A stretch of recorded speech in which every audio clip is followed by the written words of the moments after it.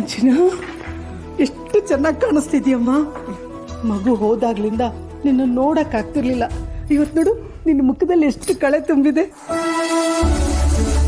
ಅವಳಿಗೆ ಮಗು ತರ ತಮ್ಮ ಬಂದವನಲ್ಲ, ಅದಕ್ಕೆ ಇಷ್ಟೊಂದು ಖುಷಿ ಆಯ್ತದೆ. ಅಕ್ಕ ನಿನಗೆ ನಂದೇ ದೃಷ್ಟಿ ಆಯ್ತದೆ ಕಣ.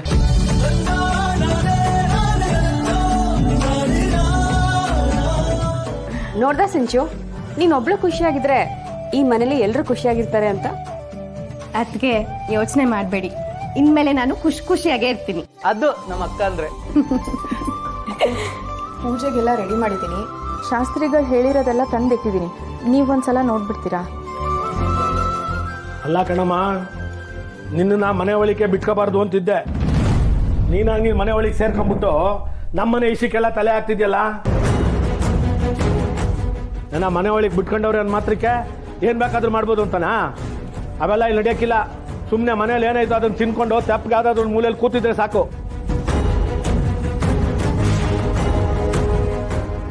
ರೀ, ನಮ್ಮ ಮಗಳಿಗೆ ಒಳ್ಳೇದಾಗ್ಲಿ ಅಂತ ಅವಳು ಇದೆಲ್ಲ ಮಾಡ್ತಿದ್ದಾಳೆ.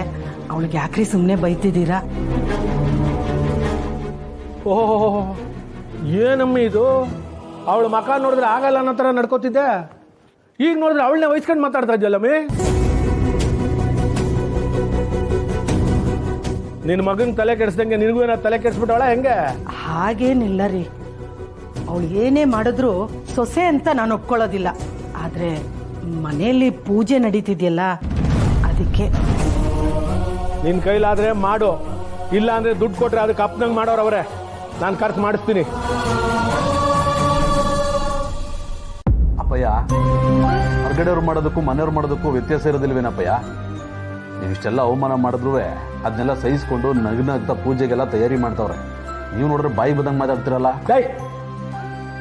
ಬಾಯಿ ಮುಟ್ಕೊಂಡು ಸುಮ್ಕಿದ್ರೆ ಸರಿ, ಇಲ್ಲಾಂದ್ರೆ ಅಲ್ಲಿ ಉದುರಿಸ್ಬಿಡ್ತೀನಿ. ಇಷ್ಟು ದೂರ ನಮ್ಮ ಕಣ್ಣು ಕಾಣಿಸ್ದಂಗೆ ಇದ್ದವರು ಈಗ ಯಾವ್ದೋ ಒಂದು ಉಪ್ಪಿನಕಾಯಿ ಜಗಳ ಆಯ್ತು ಅಂತ ಮೆತ್ತಗೊಂಡು ಮನೆಗೆ ಸೇರ್ಕೊಂಡ್ಬಿಟ್ರಲ್ಲ. ಅದೆಲ್ಲ ಸುಮ್ಮನೆ ಇರಕಾಯ್ತದ ನಿನ್ಗೆ?